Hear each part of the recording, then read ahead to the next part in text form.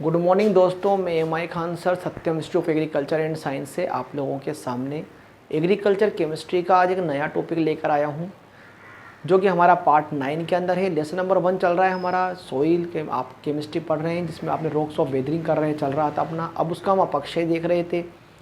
अपक्षय के अंदर मैंने आपको भौतिक अपक्षय करवा दिया है, जिसमें मैंने आपको सभी पॉइंट करवा दिए थे।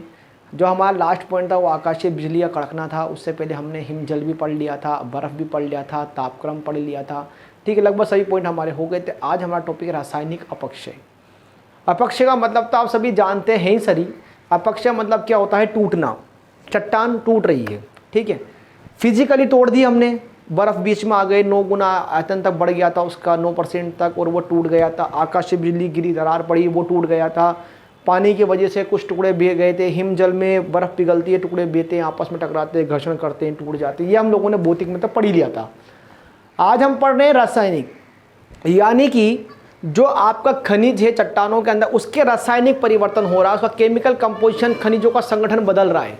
खनिजों के संगठन बदलने से एक नए प्रकार के खनिज का निर्माण हो रहा है, उसे हम बोलते हैं रासायनिक अपक्षय। खास बात ये होती है, जो रासायनिक अपक्षय जो होता है वो जल की उपस्थिति में ज़्यादा होता है। मतलब उष्णकटिबंधीय क्षेत्र जहाँ पानी की पर्याप्तता होती है, वहाँ पर रासायनिक अपक्षय ज़्यादा होता है। मरु प्रदेश जहाँ रेतीली भूमि, रेगिस्तान है, वहाँ पानी की कमी होती है, वहाँ अपक्षय कम होता है। बात सभी समझ में आए?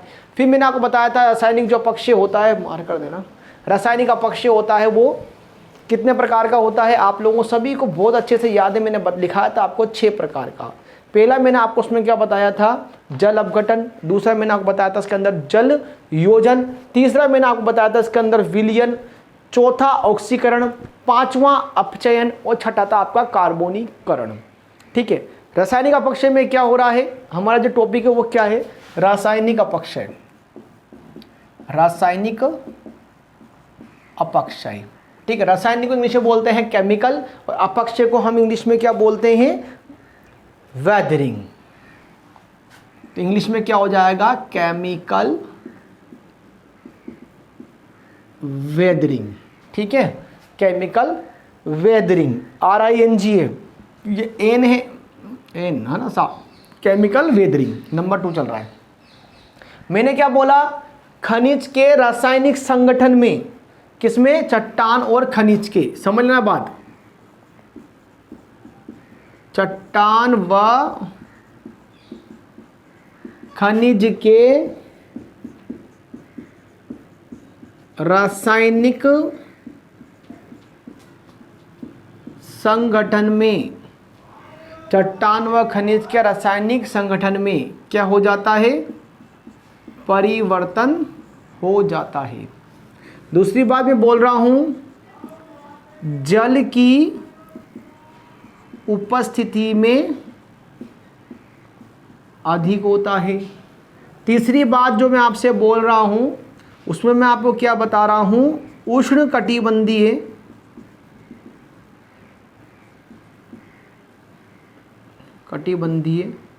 जो क्षेत्र हैं, जहाँ या वो नम क्षेत्र या शीत ऋतु वाले क्षेत्र, जहाँ पानी अधिक है, जहाँ जल की उपलब्धता है,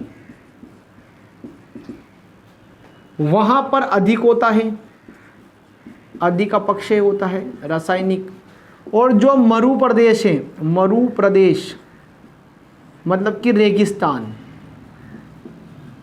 जहाँ जल की कमी होती है, वहाँ पर जो अपक्षय है क्या होता है? वो कम होता है। बात समझ में आ गई ना? रासायनिक अपक्षय में क्या होता है? चट्टान और खनिज रासायनिक संगठन में परिवर्तन होता है। जल की उपस्थिति में अपक्षय अधिक होता है। उष्णकटिबंधीय क्षेत्रों में जल की उपलब्धता अधिक होती है, तो वहाँ अपक्षय अधिक होता है। और मरु प्रदेश या रेगिस्तान में जल की कमी होती है, वहाँ अपक्षय कम होता है। फिर बता देंगे ये 6 प्रकार के होते हैं। तो लिखना इसके अंदर सभी टॉपिक डाल रासायनिक अपक्षय, और इसमें लिखेंगे चट्टानों व खनिजों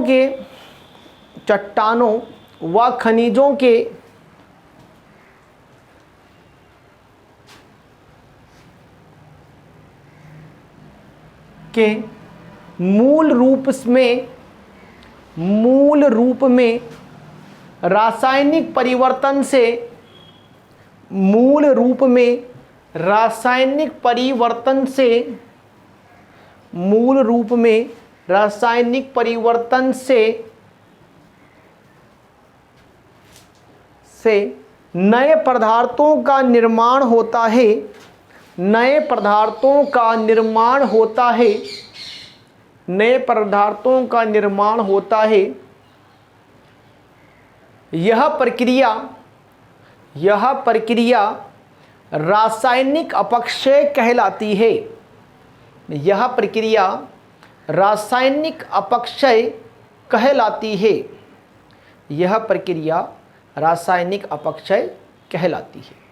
अब आप पैराग्राफ चेंज करेंगे और नेक्स्ट लाइन में स्टार लगा लिखेंगे, लिखना रासायनिक अपक्षय की प्रक्रिया, रासायनिक अपक्षय की प्रक्रिया, रासायनिक अपक्षय की प्रक्रिया जल की उपस्थिति में अधिक होती है। रासायनिक अपक्षय की प्रक्रिया जल की उपस्थिति में अधिक होती है।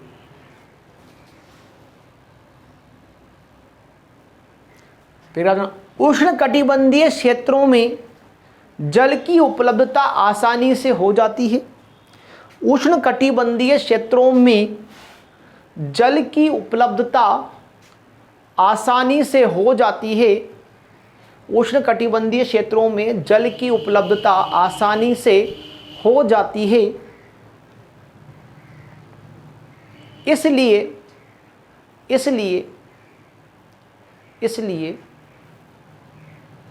आसानी से हो जाती है, इसलिए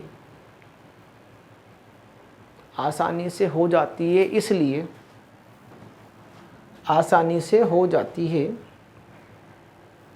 इसलिए वहाँ रासायनिक अपक्षय अधिक होता है, वहाँ रासायनिक अपक्षय अधिक होता है।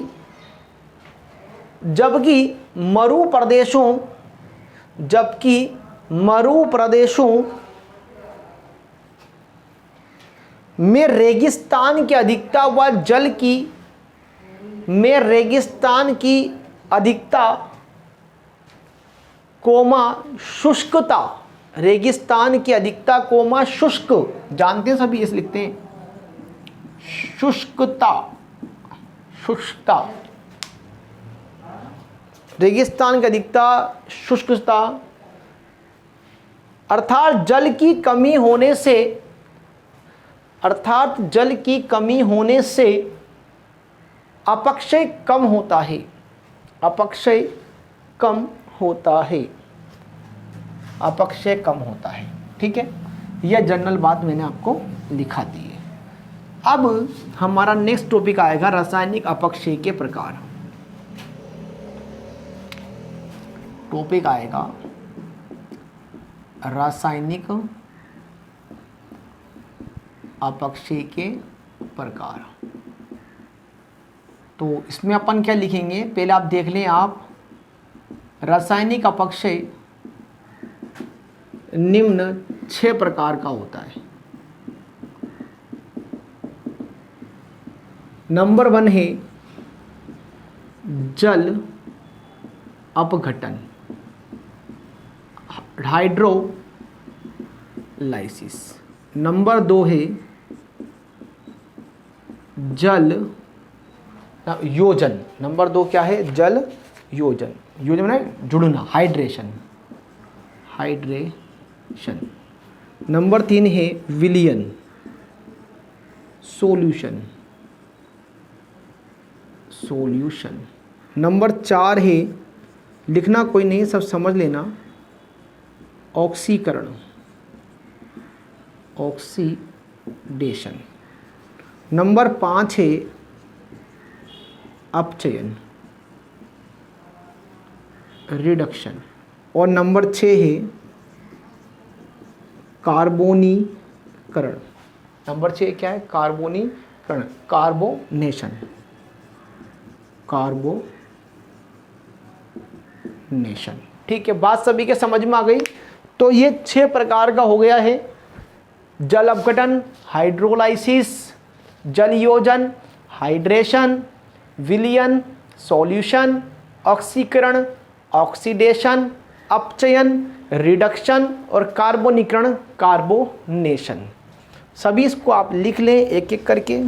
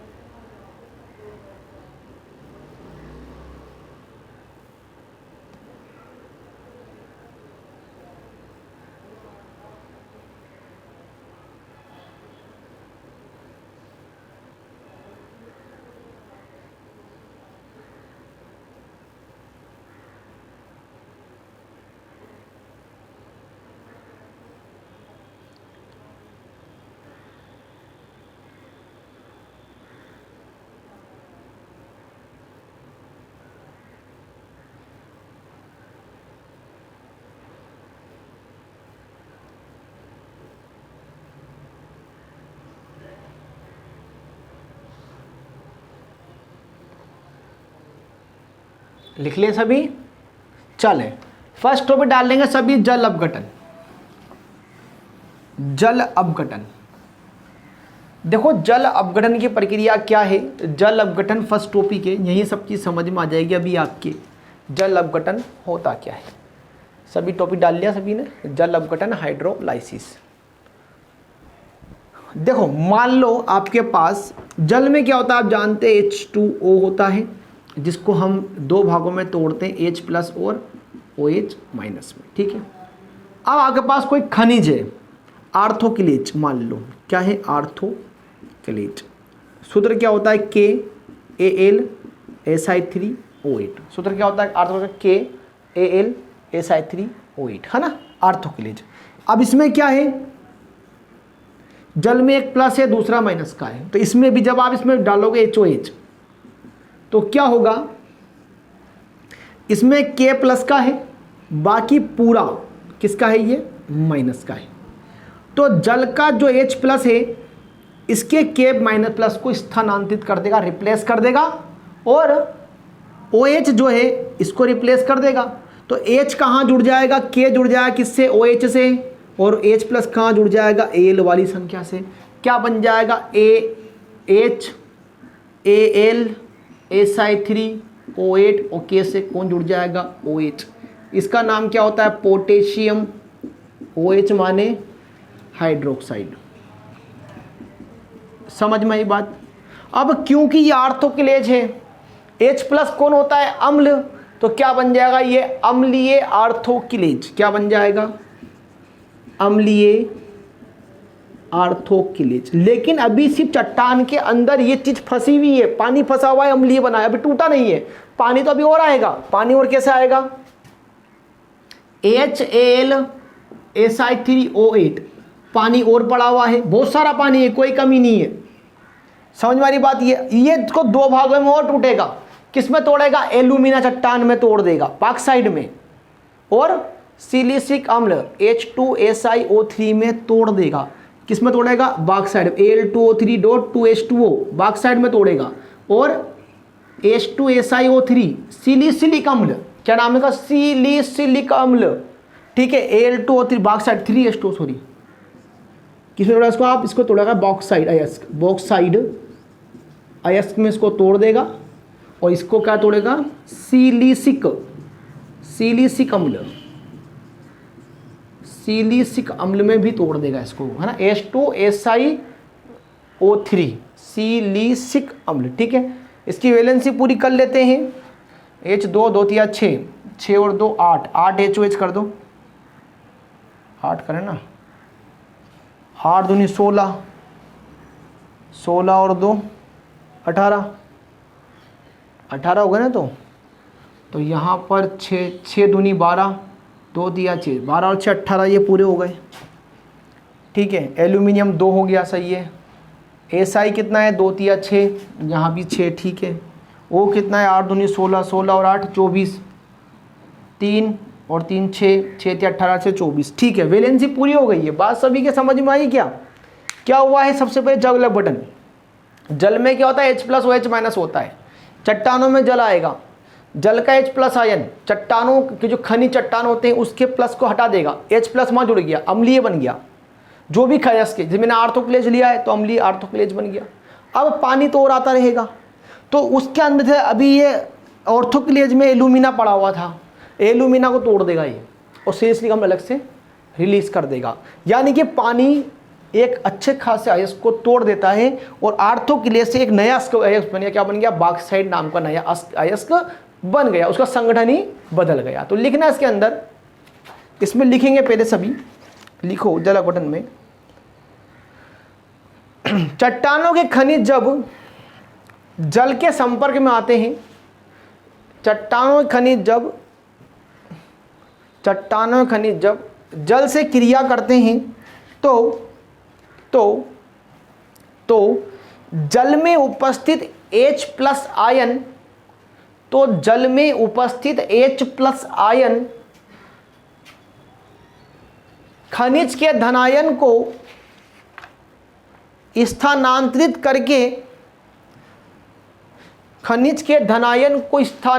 करके अम्लीय खनिज बना लेते हैं। जैसे अम्लीय आर्थोक्लेज है, अम्लीय खनिज बना लेते हैं और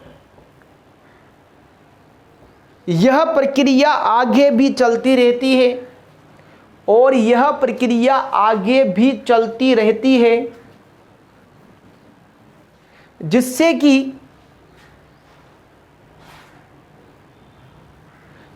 कि चट्टानें दुर्बल होकर टूटने लगती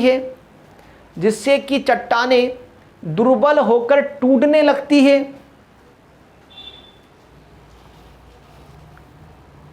और जल के अणु चट्टानों और खनिज के साथ मिलकर नए पदार्थ चट्टानों और खनिज के साथ मिलकर नए पदार्थ का निर्माण कर लेती है। उदाहरण लिखना, उदाहरण लिखो, नेक्स्ट लाइन में है उदाहरण। जैसे आर्थोक्लेज जल के साथ पहले अम्लीय आर्थोक्लेज बनाता है। जैसे आर्थोक्लेज जल के साथ पहले अम्लीय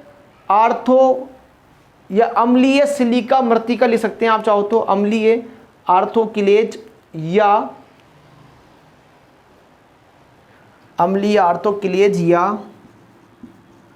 अम्लीय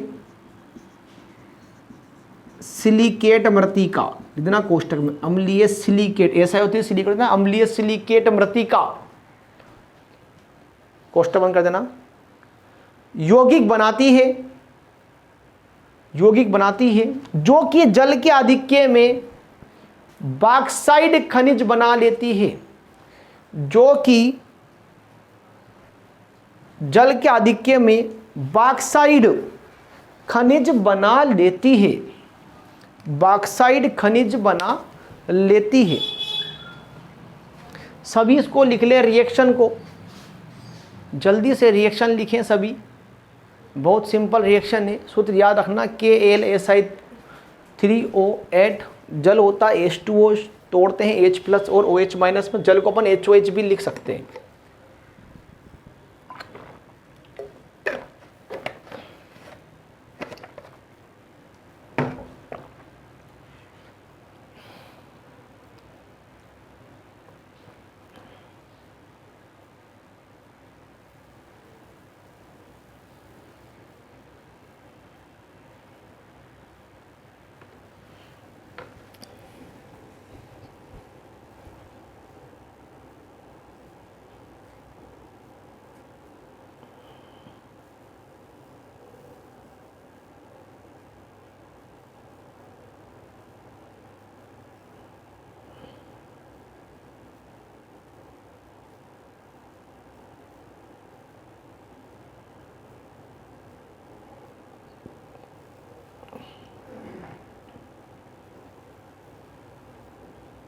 लिख लिया सभी ने? चले, इतना टाइम नहीं होता है, आप इसको रिवाइंड करके वीडियो को देख सकते हैं। सेकंड पॉइंट आएगा जल योजन। देखो कई ऐसे खनिज होते हैं, जैसे फेल्सपार होता है ना, इसके अलावा लाल हिमेटाइट होता है, पायरोक्सिन होता है, एम्फीबोल्स होते हैं। क्या कहा मैंने? जल योजन, नंबर दूसरा ना, जल योजन। कुछ खनिज के नाम बता रहा हूँ, हाइड्रेशन, फेल्सपार, ठीक है, पीला हेमेटाइट,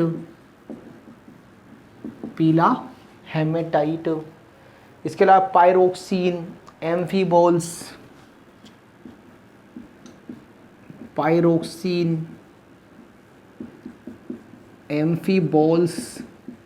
आदि। ये कुछ ऐसे खनिज हैं जो पानी को सोखते हैं, एब्जॉर्ब करते हैं। और जब ये एब्जॉर्ब कर लेते हैं ना, कैल्शियम सल्फेट भी है इसमें एक, मैं 2 एग्जाम्पल लिखाऊंगा ना रिएक्शन का, कैल्शियम सल्फेट आदि। अब ये पानी को, जो कैल्शियम सल्फेट क्या होता है, CaSO4, क्या होता है ये? Calcium sulphate. आपने इसमें डाला क्या? पानी, H2O।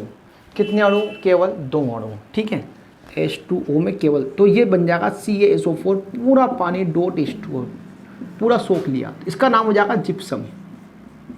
एक नया खनिज आया ना सामने, पूरा पानी सोख लिया। आप बात करते हैं जब पीला हेमेटाइट, सूत्र होता है Fe2O3, 2 अणु, जल डाला कितना? H2O, 3 अणु। बात समझ में आ रहा है? ये 2 अणु और ये 3 अणु, क्या बना देगा? 2Fe2O3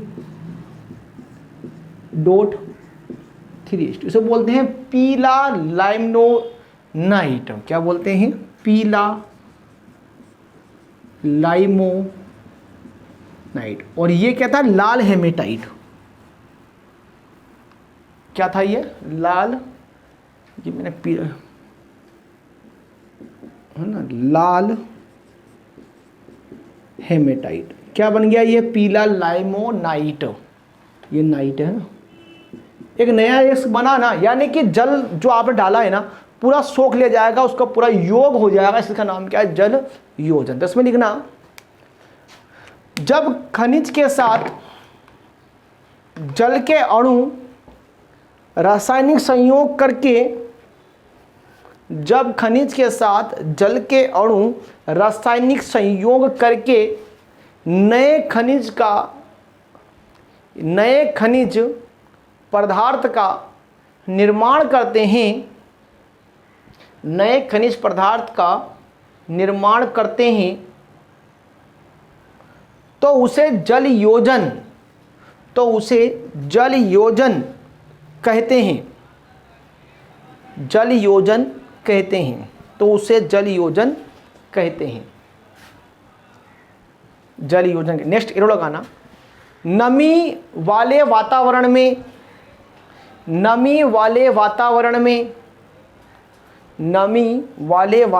में कोमा नम प्रदेशों में जल योजन अधिक होता है, जबकि शुष्क प्रदेशों में जल योजन कम होता है।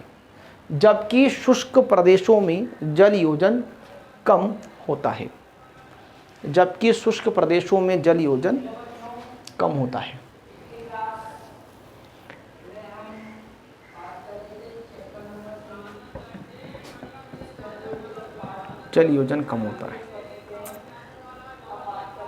उदाहरण लिखना, लिखो फेल्सपार, कोमा लाल hematite, comma pyroxene, comma amphiboles, comma calcium sulphate आदि। Feldspar, comma hematite, comma pyroxene, comma amphiboles, comma calcium sulphate आदि खनिजों में जल योजन अभिक्रिया आसानी से हो जाती है। खनिजों में जल योजन क्रिया आसानी से हो जाती है। जल योजन क्रिया आसानी से हो जाती है। ये H2O माने जल है ना, आसानी से योग कर रहा है, कुछ भी बाहर नहीं निकल रहा है, योग है योजन। उतार ले दोनों एग्जाम्पल। नंबर 1 और नंबर 2, दोनों एग्जाम्पल आप लोग लिख लो, लिखें।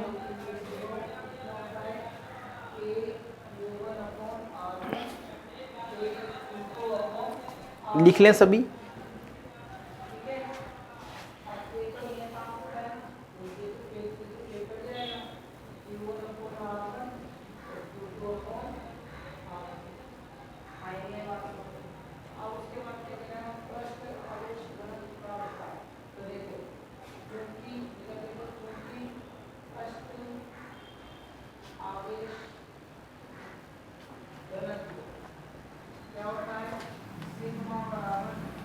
नंबर 3 आएगा विलियन।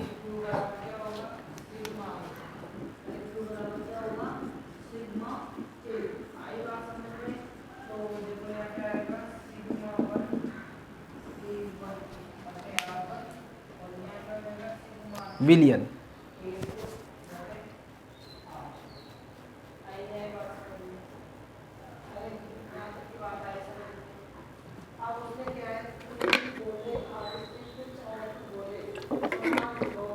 चलें, विलियन तो भी डाल लेंगे सभी, इसको लिख लेंगे, रिवाइंड करके वापस देख लेंगे। चलो देखो विलियन में क्या होता है, देखो विलियन में आप सब ये बात जानते हैं, जल एक अच्छा विलायक होता है, यूनिवर्सल सोलवेंट होता है, ये बात तो हम सब अच्छे जानते हैं।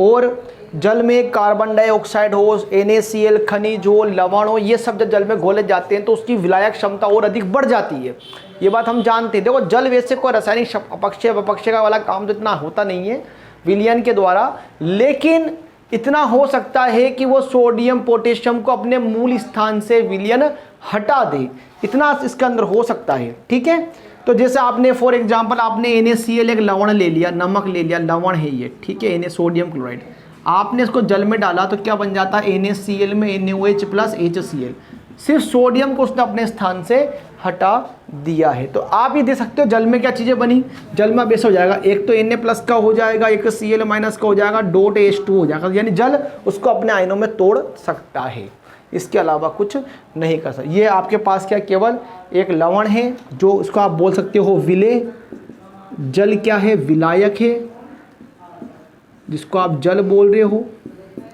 और ये क्या बन गया आपका विलियन बन गया। तो विलेय प्लस विलायक इज इक्वल टू विलियन, सोल्यूट प्लस सॉल्वेंट। आप सब जानते हो what is the solution, solution is the combination of solvent and solvent, अब नॉर्मल सी बात है। ठीक है, विलेय और विलायक का योग क्या कहलाता है, विलियन कहलाता है। तो लिखना इसके अंदर, लिखो जल एक उत्तम विलायक है, जल एक उत्तम विलायक है, इसमें CO2 कार्बनिक अकार्बनिक, इसमें CO2 कार्बनिक अकार्बनिक लवणों, इसमें CO2 कोमा अकार्बनिक कोमा अकार्बनिक कोमा लवणों के संयोग से विलायक शक्ति बढ़ जाती है, के संयोग से विलायक शक्ति बढ़ जाती है। लिखा, नेक्स्ट स्टार लगाना, sodium comma potassium comma calcium, sodium comma potassium comma calcium जैसे आयन जल में घुलकर पृथक हो जाते हैं, जल में घुलकर पृथक हो जाते हैं, जल में घुलकर अपने मूल खनिजों से पृथक हो जाते हैं ना, जल में घुलकर अपने मूल खनिजों से, जल में घुलकर अपने मूल खनिजों से पृथक हो जाते हैं, पृथक हो जाते हैं।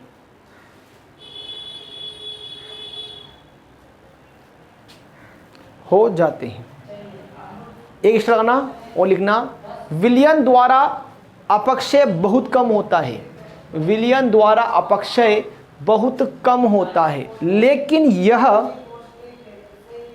यह अपक्षित होने वाले पदार्थ को अपने मूल स्थान से हटा देता है, लेकिन यह अपक्षित होने वाले पदार्थ को अपने मूल स्थान से हटा देता है, अपने मूल स्थान से हटा देता है। ठीक है, अब आप इसको उतार सकते हैं।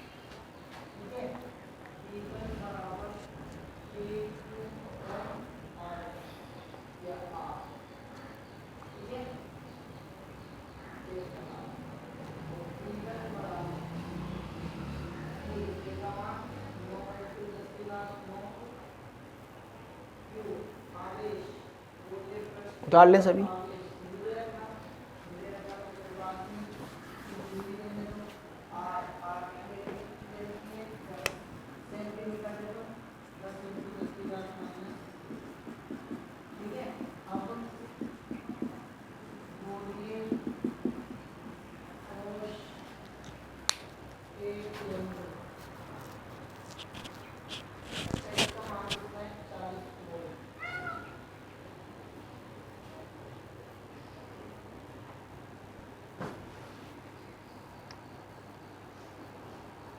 लिख लिया सभी ने। अगला आएगा टॉपिक ऑक्सीकरण या ऑक्सीडेशन।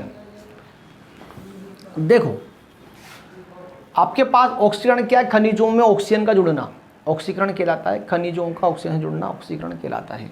आपके पास आयरन का खनिज, लोहे का खनिज हो सकता है, मैग्नीज का खनिज हो सकता है ना, कैल्शियम का हो सकता है, जिंक का हो सकता है, ठीक है। सल्फाइड अयस्क हो सकते हैं आपके पास, सल्फाइड वाले खनिज, आयरन सल्फाइड आ गया, आयरन पायरेटीज आ गया, ठीक है, कॉपर पायरेटीज आ गया। ये सभी जो खनिज हैं, ये खनिज जब ऑक्सीजन जुड़ते हैं तो ये ऑक्साइड में कन्वर्ट हो जाते हैं। मान लो के बाद फेरस ऑक्साइड है, FeO, इसका नाम क्या है, फेरस ऑक्साइड। आपने कराया इसका क्या, ऑक्सीकरण, क्या बन जाएगा, Fe2O3। इसे क्या बोलते हैं, फेरिक ऑक्साइड, फेरिक ऑक्साइड, ठीक है।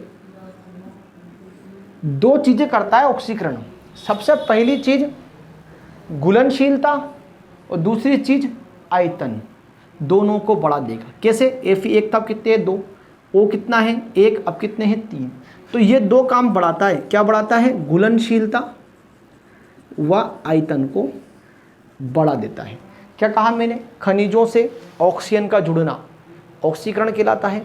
आयरन, मैग्नीज, जिंक या कोई सल्फाइड खनिज ऑक्सीजन से क्रिया करके क्या करते हैं, अपना ऑक्सीकरण करा लेते हैं, ठीक है। क्रिया दिखा दी मैंने आपको। ऑक्सीकरण से फायदा क्या होता है, घुलनशीलता और आयतन में वृद्धि होती है। बस छोटी सी चीजें आप लिख लो इसके अंदर, लिखना, खनिजों का ऑक्सीजन के साथ संयोग करना, खनिजों का ऑक्सीजन के साथ संयोग करना, खनिजों का ऑक्सीजन संयोग करना, खनिजों का ऑक्सीजन के साथ संयोग करना ऑक्सीकरण क्रिया कहलाती है। ऑक्सीकरण क्रिया कहलाती है, ऑक्सीकरण क्रिया कहलाती है।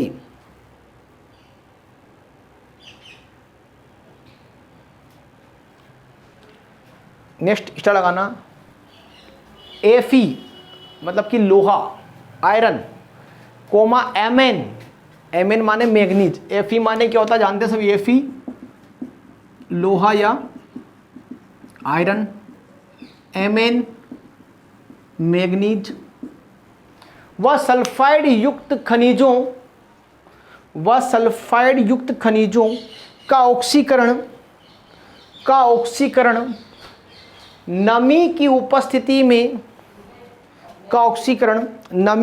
उपस्थिति में अधिक होता है। ये रिएक्शन लिख लें हैं सभी।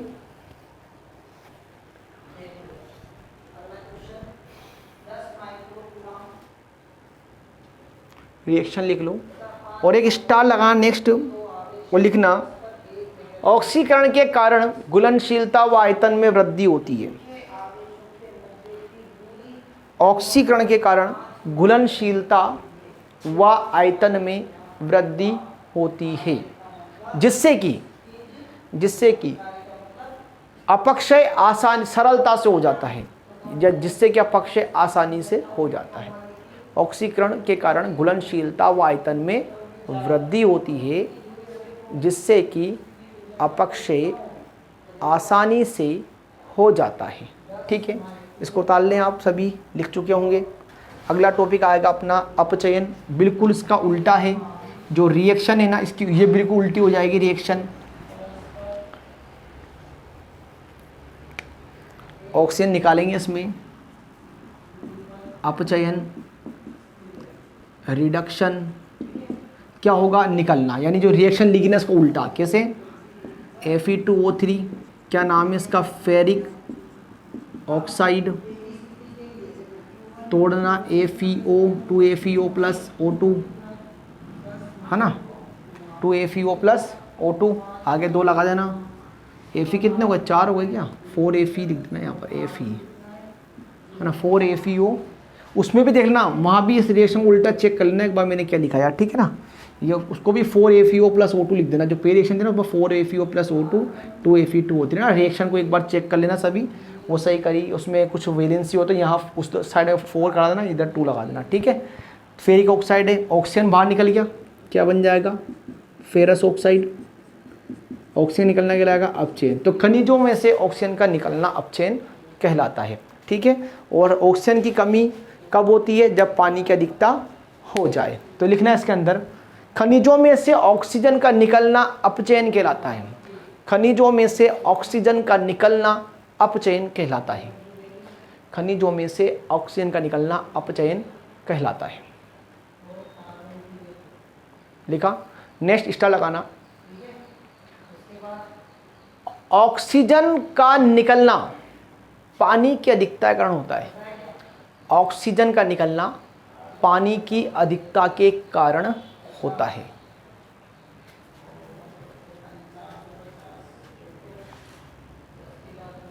ये रिएक्शन लिख लें आप।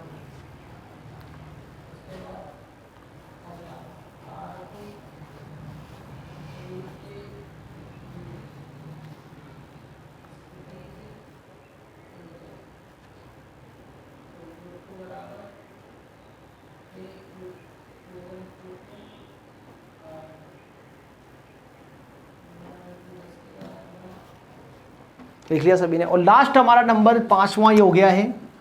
अब हमारा जो आएगा नंबर 6 आएगा और उसका नाम क्या है, कार्बोनीकरण नाम है। कार्बन डाइऑक्साइड जुड़ेगा, कार्बोनेट बनेगा। देखो नंबर 6 है कार्बोनीकरण, कार्बोनेशन। कुछ नहीं करना है, आप सब ये बात जानते हैं, कार्बन डाइऑक्साइड का क्षारों से जुड़ना, CO2 का क्षारों से जुड़ना क्या कहलाता है, कार्बोनीकरण, ठीक है ना।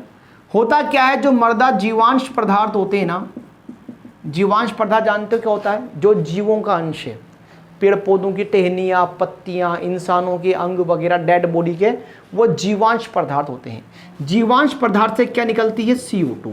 और ये जो CO2 होती है ना, वो जल से क्रिया कर लेगी, क्या बनाएगी, H2CO3, H2CO कितने हो गए, 3। तो इसका नाम क्या था, कार्बन डाइऑक्साइड, ऑक्साइड। ये क्या है, जल। क्या बना लेगा, ये कार्बनिक अम्ल। क्या बनाएगा, अब ये जो कार्बनिक अम्ल बना है H2CO3, ये क्या है, कार्बनिक अम्ल है, कार्बनिक अम्ल है, कार्बोनिक अम्ल है ना। ये कोई दुर्बल क्षार, CaCO3 है ना, कैल्शियम कार्बोनेट, तो दुर्बल अम्ल, क्योंकि क्षार तो बन गया ना, ये क्या है, कोई दुर्बल अम्ल, या इसका नाम लिखता हूँ पहले मैं, कैल्शियम कार्बोनेट है ना। ये क्या है आपका, दुर्बल अम्ल, उससे क्रिया करेगा और कार्बोनेट या बाइकार्बोनेट बना लेगा। तो यहाँ तो बाइकार्बोनेट बनेगा CaHCO3 का होल ट्वाइस, इसका नाम हो जाता है कैल्शियम। H माने बाई, CO3 माने कार्बोनेट, तो कैल्शियम बाइकार्बोनेट आपका बन गया है। क्या कहा मैंने, क्या कहा आपसे, CO2 का क्षारों से जुड़ना, कार्बन डाइऑक्साइड का क्षारों से जुड़ना क्या कहलाता है, कार्बोनीकरण। जीवांश पदार्थ से क्या निकलती है, CO2 निकलती है। ये CO2 क्या करती है, जल से क्रिया करेगी और क्या बनाएगी, कार्बनिक अम्ल बना लेगी या कार्बनिक अम्ल बना लेती है। ये कार्बनिक अम्ल दुर्बल अम्लों के साथ क्रिया करेगी और क्या बना लेगी, कार्बोनेट और बाइकार्बोनेट का निर्माण कर लेगी। तो लिखना इसमें, लिखो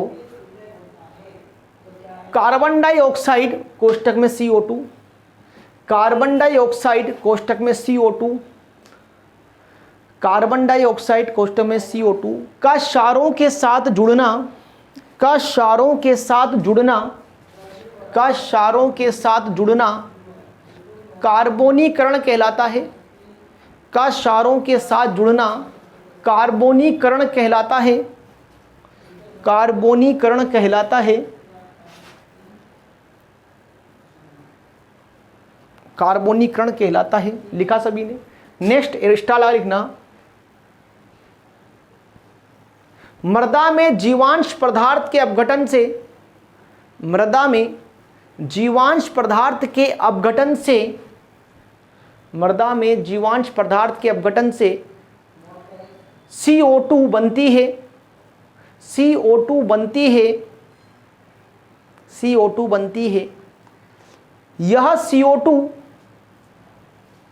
जल, यह CO2 जल, जल को लिख दो कोष्टक में H2O, यह CO2 जल कोष्टक में लिखो H2O, कोष्टक बंद कर देना, के साथ क्रिया करके, के साथ क्रिया करके कार्बनिक अम्ल, के साथ क्रिया करके कार्बनिक अम्ल कोष्टक में लिखना H2CO3, क्रिया करके कार्बनिक अम्ल कोष्टक में लिखो H2CO3 बनाती है, कार्बनिक अम्ल कोष्टक में H2CO3 बनाती है, बनाती है। यह कार्बनिक अम्ल, यह कार्बनिक अम्ल दुर्बल अम्ल के साथ क्रिया करके, यह कार्बनिक अम्ल दुर्बल अम्ल के साथ क्रिया करके कार्बोनेट या बाइकार्बोनेट बना लेता है, कार्बोनेट या बाइकार्बोनेट बना लेता है।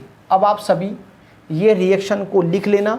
CO2 माने कार्बन डाइऑक्साइड है, H2O जल है, बनाया है H2CO3, इसका नाम है कार्बनिक अम्ल।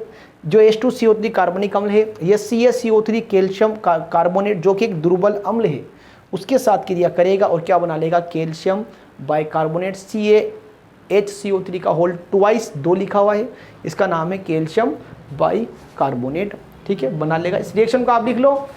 इसी के साथ हमारा रासायनिक अपक्षय आज का टॉपिक और आज का सेशन यही समाप्त होता है। कल हम आपका नेक्स्ट पार्ट 10 लेकर आएंगे जिसमें अपन सूक्ष्म जीवों द्वारा अपक्षय करेंगे।